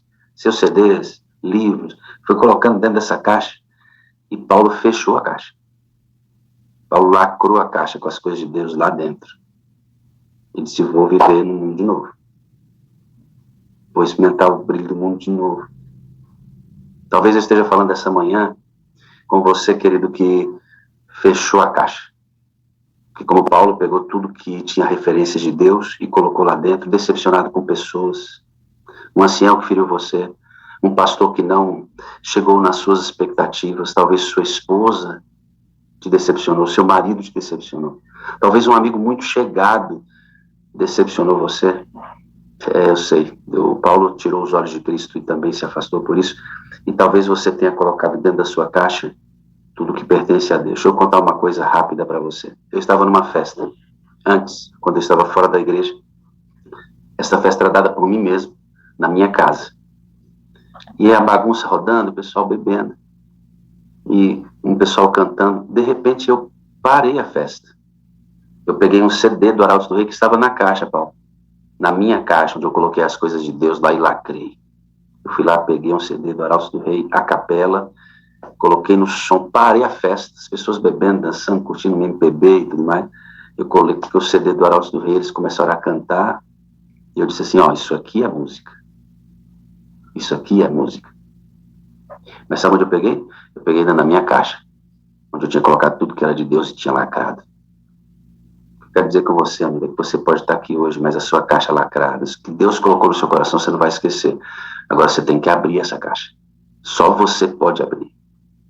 Paulo, você sai da igreja por causa disso, e quanto tempo você leva para abrir essa caixa de novo, amigo? Quanto tempo você ficou fora?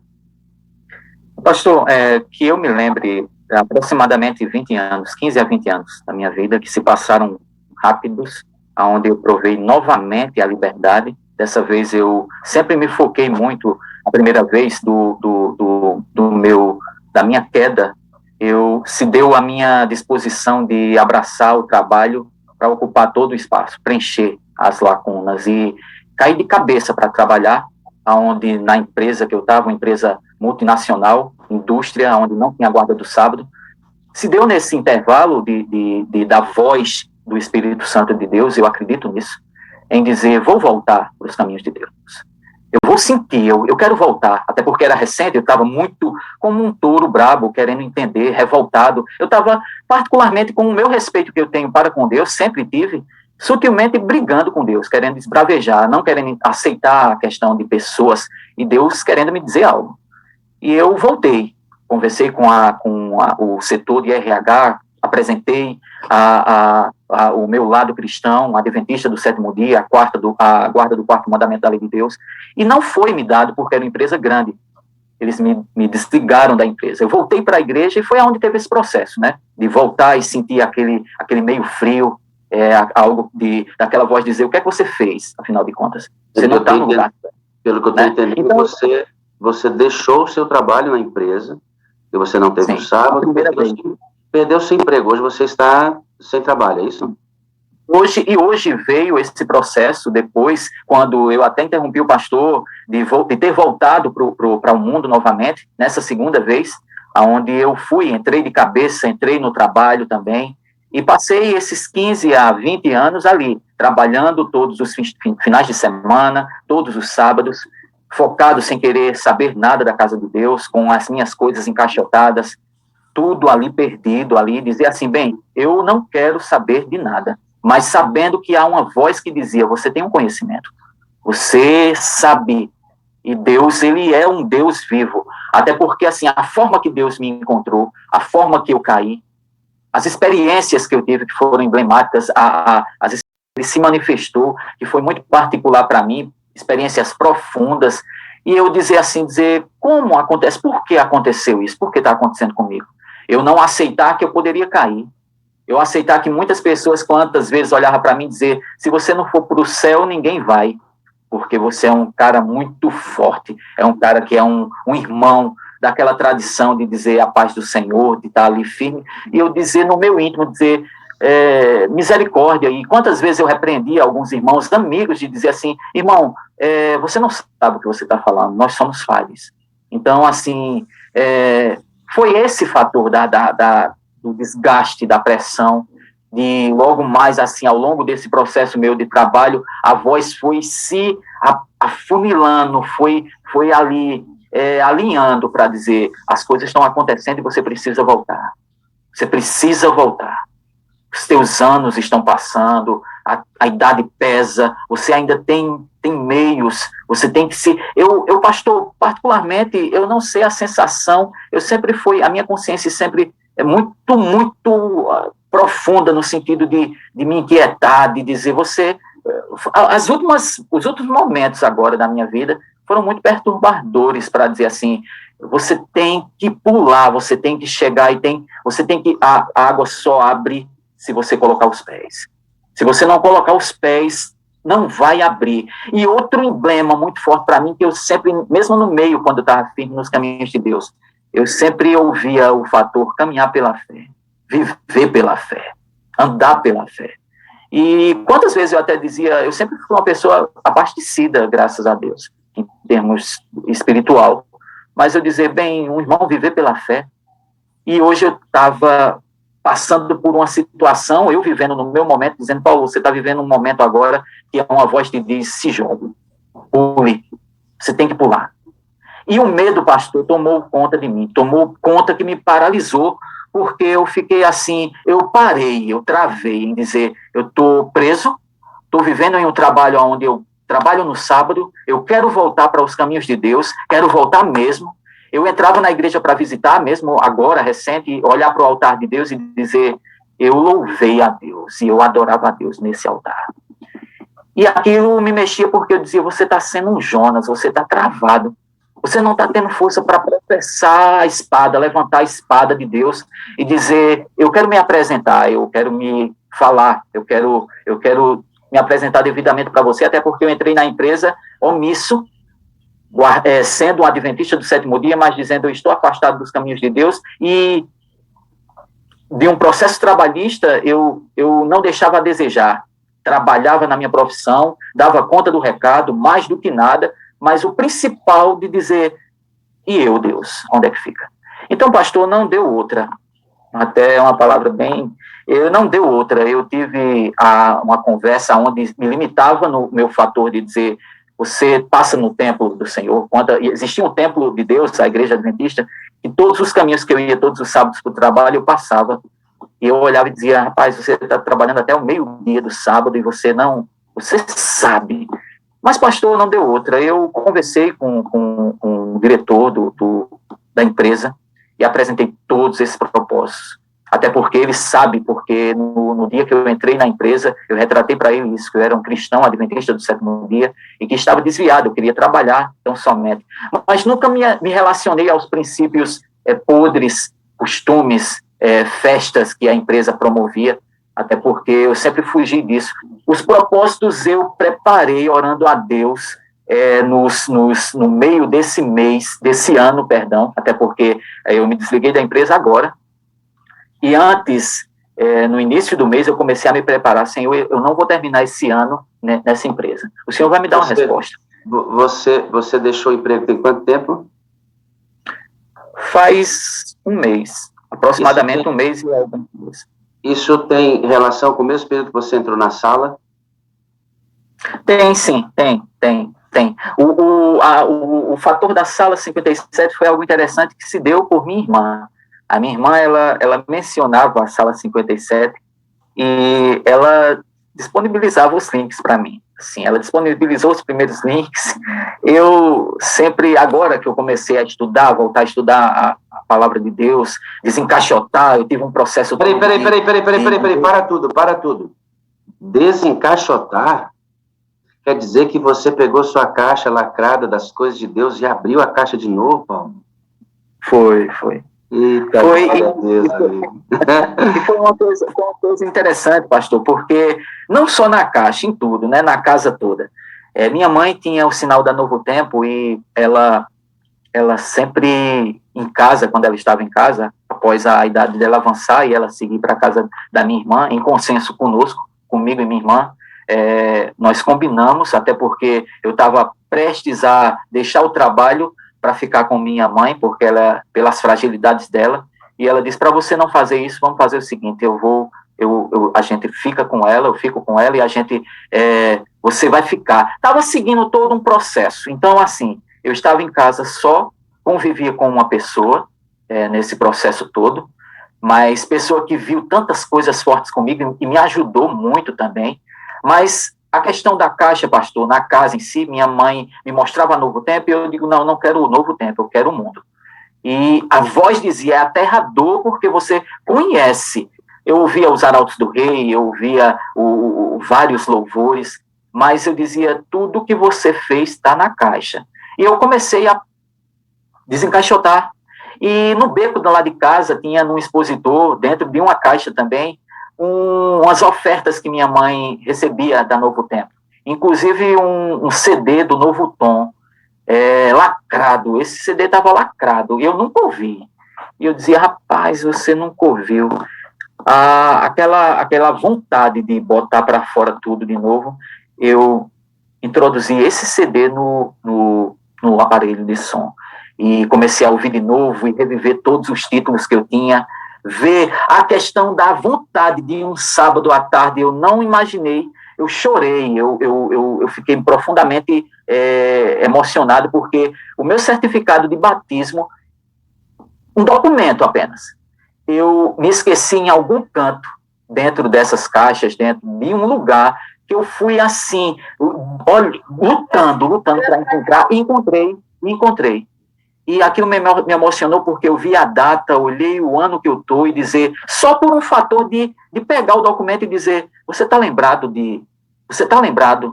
Então, assim, pastor, o misto de sentimento que veio a mim, todo esse processo de você estar naquele limite da tua mente, dizer assim, é agora, você tem que fazer.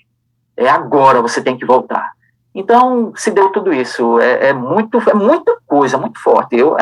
Sempre foi muito intenso meus embates. Vou apresentar para eles, porque, queridos, eu quero dar notícia para vocês. Sabe quem vai batizar? Sabe quem vai rebatizar Paulo depois de quase 20 anos fora do caminho do Senhor? O pastor Wagner. Mas não serei eu. O pastor que é o pastor do Paulo hoje, que está na região dele, o Paulo chamou o pastor e ele combinou o seu rebatismo para esse próximo domingo agora. Paulo será rebatizado para a honra e glória de Deus, depois de quase 20 anos ausente, com a sua caixa fechada, abriu pelo poder de Deus, foi resgatado pelo poder de Deus.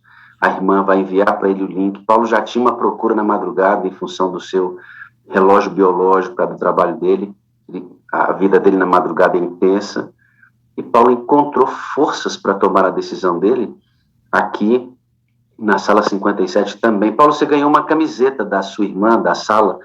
Você disse algo a respeito da camiseta, eu queria que você repetisse para a gente. Sim, ao longo do que minha irmã apresentou, eu até, assim, são tantas coisas, é muita coisa mesmo, e eu me lembro como hoje, quando ela enviou, assim, o link e a frase, ela sempre, o clamor dela, a vontade da ajuda dela, pelos momentos que eu passei, pelo deserto que eu estou passando, e ela dizia, eu amo você, eu preciso de você para ser feliz, você é a parte visível de Deus, e eu acredito mais em Deus, porque você existe. Eu sempre fui uma pessoa que procurei muito ser intenso nesse fator de amar, de acreditar nas pessoas. E mesmo de apresentar as falhas, eu errei, me perdoe. E, assim, é importantíssimo a palavra, o quanto é forte a palavra amor, você viveu amor. Algo que quantas vezes eu questionei, dizer, se você não ama o teu próximo, o teu irmão, não vai adiantar você dizer, eu te amo. E aquilo eu prontamente, quem sabe no momento de ignorância, até mesmo conhecendo a Deus, ele dizia assim, você leu isso de algum lugar, não foi? Porque, assim, a gente sempre foi bem assim, a família é muito mista em termos assim, a gente somos de famílias assim que não teve o hábito da proximidade, do aconchego, uma coisa tão forte assim, a educação. E a gente, é tão importante isso, o verdadeiro amor, que Deus ele pede mesmo, amar o teu irmão que caiu, amar aquele que está na lama do pecado. E ela me deu uma camisa da sala 57.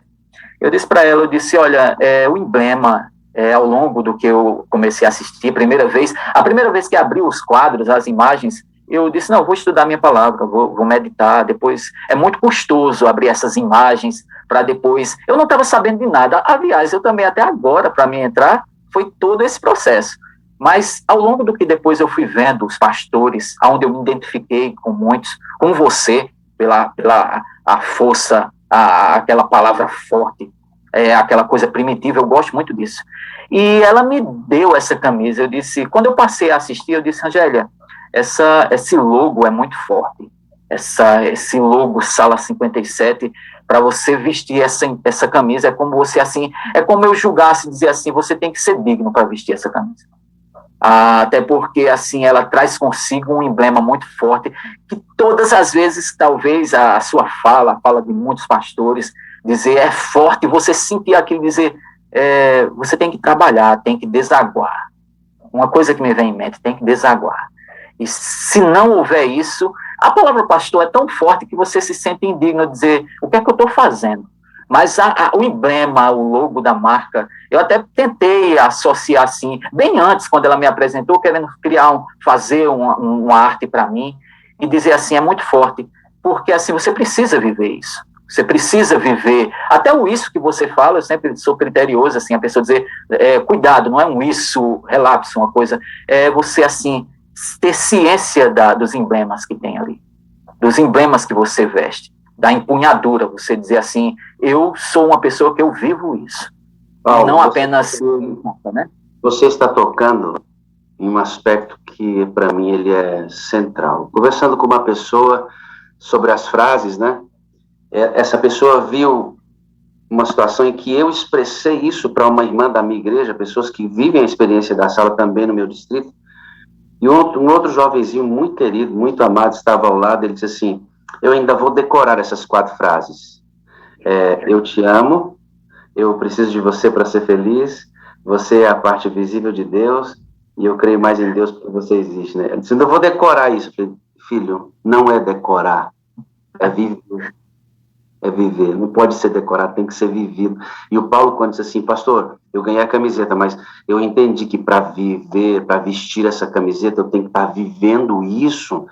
Eu falei, glória a Deus, o Paulo entendeu isso.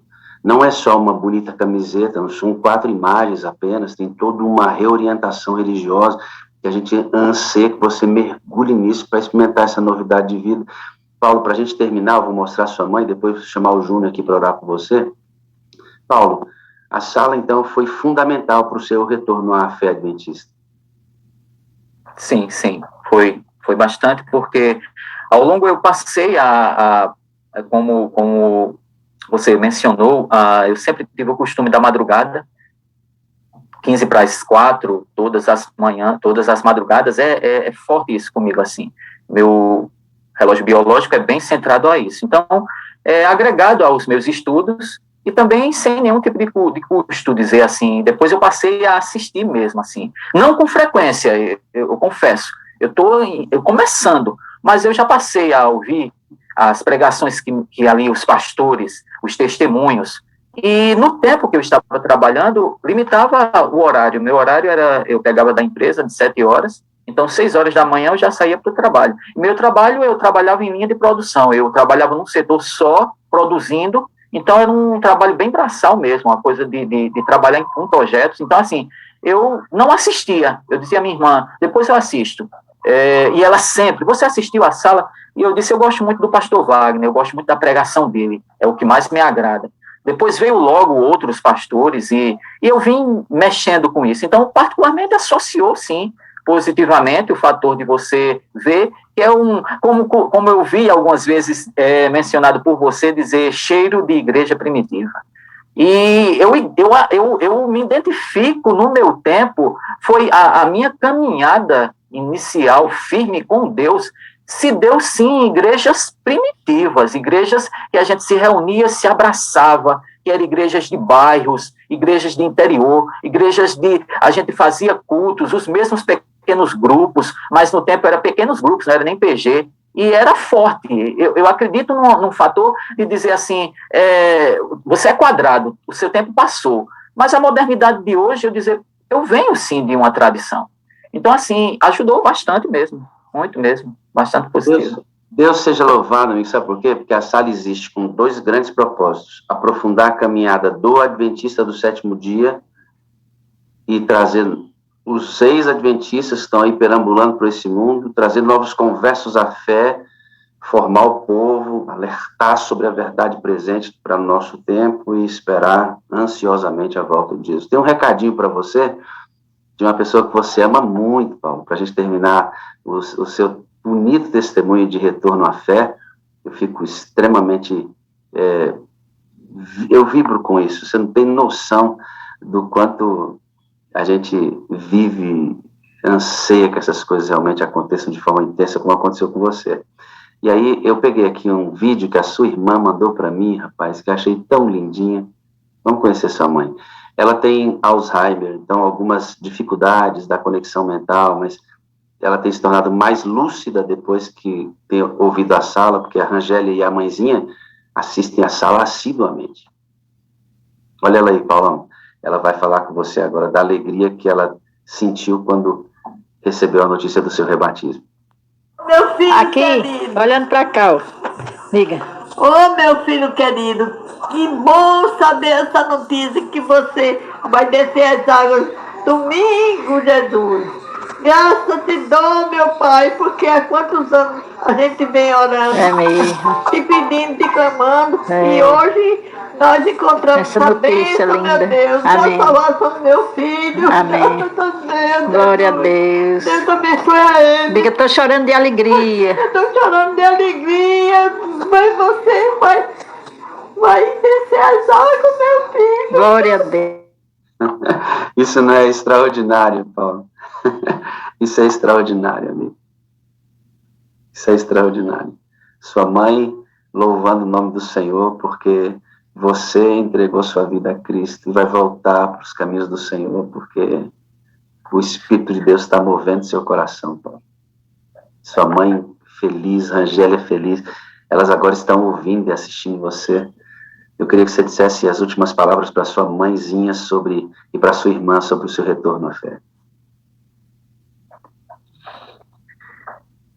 Bem, é um gosto de vitória.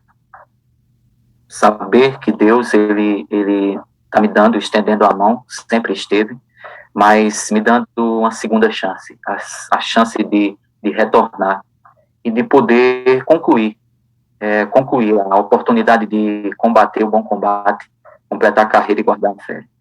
Essa frase que fala forte no meu coração em dizer assim, eu preciso completar a carreira, eu preciso voltar.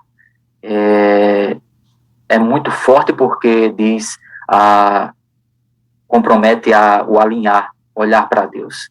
E ela vem sim com gosto de olhar unicamente para o dono da casa, para o cabeça da igreja que é Cristo. Olhar para Deus. Então, assim, tem um gosto diferente. Todas as percas, o alinhar de Deus de dizer, eu estou lhe quebrando, você vai doer. É uma frase que sempre fala a voz forte, dizer, você vai ser quebrado, você tem que ser desmontado.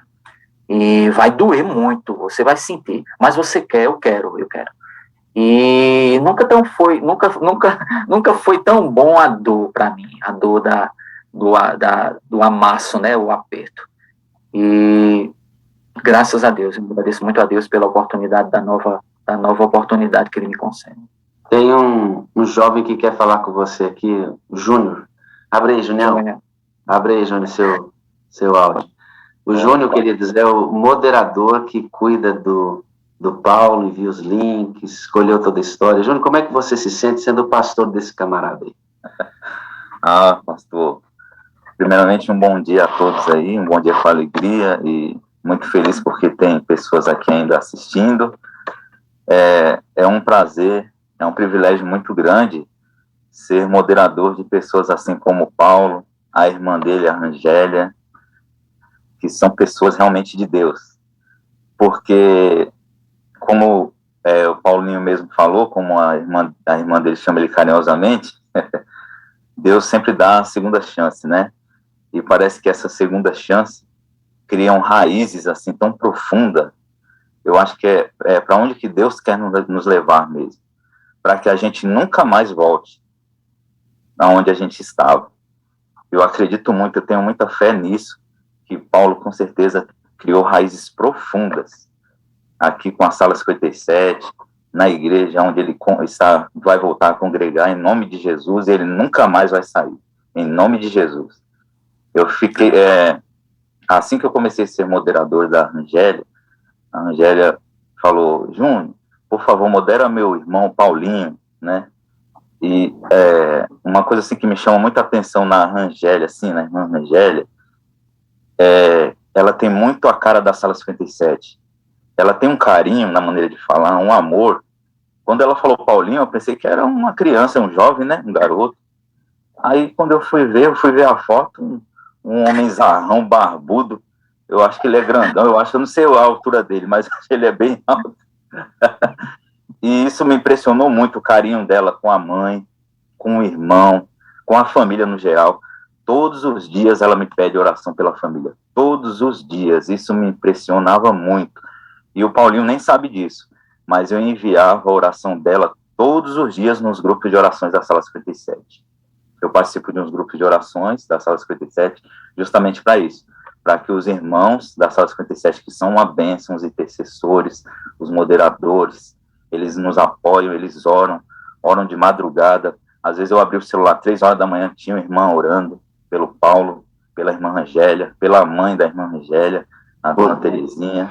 Isso Júnior, isso é poderosíssimo, amigo. Deixa eu falar uma coisa para você, assim, ó, essa estrutura de oração que envolve a sala é algo extraordinário. É por isso que tantas coisas têm acontecido, né? O Espírito tem assumido o controle, é muita oração, muita oração. Júnior, você faz um trabalho de alto nível como moderador, amigo. Deus te abençoe. Os nossos moderadores são de alto nível, gente comprometida. Você tem sido, de fato, um pastor para muitos, viu, amado? Obrigado. Os intercessores também, uma bênção mesmo. E muito obrigado pela sua disponibilidade. Obrigado. Né? Moderadores, Sim, e tudo é o Espírito Santo, né? Porque ele que move. Hoje mesmo eu ia achar que o pastor Moreira e o Paulo aí estivessem nos enganando, né? Combinasse, fizesse um roteiro, olha, eu vou falar sobre o pecado de Davi, e aí você entra com seu testemunho. Se eu não conhecer o Espírito Santo. Parece que foi combinado. Não é, não. Isso é o Senhor movendo as peças do tabuleiro como ele quer, né? Sim, combinado foi, não com a gente, né? Exatamente. Não é a nossa agenda, né, Moreira? Mas foi a agenda dele, né? Parece que se conheciam. Eu queria que você, então, terminasse nosso momento dizendo a Paulo as nossas 4 frases que condensam aquilo que a gente quer que aconteça no coração de todos nós. Diga a Paulo, por favor. Sim, com certeza. Paulo, meu querido Paulo, irmão em Cristo, eu te amo, viu, meu irmão? Preciso de você para ser feliz. Você é a parte visível de Deus, para mim, é claro. Eu creio mais em Deus porque você existe na minha vida. E eu preciso de você para ser feliz, meu irmão. Amém. Amém. Paulo, Oi. Isso que você acabou de ouvir é o resumo disso que a gente procura viver. Eu vou mostrar de... Vida no Espírito. Amor incondicional. Comunidade saudável. Missão atrativa. Sala 57. Estamos em movimento. Aí, Paulo, você disse que gosta. Vou te mostrar uma coisa que está muito no meu coração, meu amigo. É por isso que nós temos uma imagenzinha que a gente compartilha para quem desejar essa imagem. Essa aqui, ó. Tá vendo? Cheirinho de igreja primitiva. Amém. Cheirinho de a cara do pastor de felicidade. Cheirinho de igreja primitiva. É isso, meu amigo. É celebrar as bênçãos de Deus. Paulo, muito obrigado pelo seu testemunho. Um grande abraço, irmã Angélia. Terezinha, sua linda. Seu vídeo foi tremendo falando ao seu filho. E que Deus, Paulo, registra, filma, tira foto, que a gente vai mostrar aqui na segunda-feira o seu batismo. Tá bom, amado? Amém, pastor. Ora por mim. Obrigado, Júnior. Eu amo você. Preciso de você para ser feliz. Todo esse propósito, assim, para mim, eu recitei isso para o pastor ontem. E isso é muito natural, assim, deve se fluir naturalmente. Então, eu amo todos vocês, fico muito feliz, é uma honra para mim ter você como ontem, quando você ligou para mim, você como moderador, a gente teve poucos contatos, mas quando eu cheguei ontem no meio-dia, resolver minhas coisas, e já estava lá a tua mensagem, e profundamente eu agradeço. E a fala sua, Wagner, quando eu disse com respeito, você com respeito, né, assim, é muito incrível dizer, você é o pastor da Sala 57 ligando para mim. Eu fico muito feliz. Para mim é uma prazer enorme, assim, para mim eu fico muito feliz, estou muito feliz. Graças a Deus, Deus abençoe a todos. Você é minha ovelha, nossa ovelha de tantos outros pastores aqui. Eu fico muito feliz em ouvir isso. Você é nossa ovelha, porque há tantos pastores aqui, o seu moderador é o seu pastor. Aqui todo mundo é pastor de todo mundo, a gente se cuida, né? É uma benção. Paulo, a gente ficaria aqui conversando, é bom todo esse clima, né? A gente não quer sair desse lugar, estou vendo o Marcelo ali olhando, né? É uma benção, viver isso é uma benção, né, irmã Janete? É uma benção isso, é uma benção. A todos, um grande dia na presença de Deus. Eu vou deixar aqui em primeiro plano a imagem do Paulo, porque eu quero que nós o recebamos como nosso irmão na fé, já em Cristo, e vai ser batizado no domingo. Nós vamos dizer, Paulo, nós amamos você, você é nosso irmão. Diga aí para o Paulo ouvir, querido. Está aberto o microfone. Paulo, eu te amo, Paulo, Paulo. nós amamos você, você nos ama, Paulo. Nós amamos você, Paulo. Nós te amamos e estamos orando por você. Paulo, eu amo você, bebê. Paulo, eu amo você pra Te amo, te amo, te amo. Paulo, Te amamos, nós amamos essa água bate mal. Termino de Jesus. Paulo, veremos que você está. Eu sou de Campina Grande, viu? Ô Paulo, nós chamamos. Júlio, eu te amo, meu fofinho lindinho! Eu estou Eu te amo, meu fofinho Te amo, te amo, Paulo. Eu creio mais em Deus. Deus abençoe o dia. Julie! Cadê Dudinha, pastor? Cadê Dudinha? Meu fofinho lindinho! Dudinha, irmã Júlia, abre aí o áudio, por favor. Hoje eu quero ouvir Júlia me falando que me ama. Oi, gatinha, tudo bem?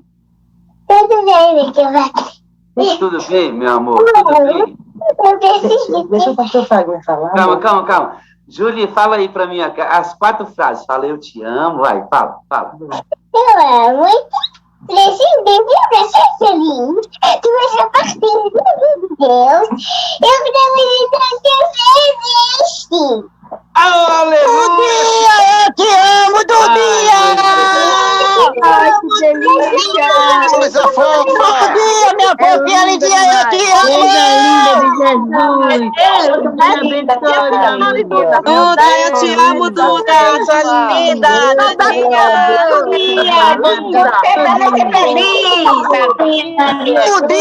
Deus abençoe seu dia, Lucélia! Bom dia, Francisca! Olha aí, que coisa maravilhosa, menino! Que Olha pra isso! Não é, Glória! Eu te amo, pastor Wagner. Olha, Maria! placa Dizendo que ama. Wagner, sai. 3, 1, 2, 3. É hora de dizer tchau.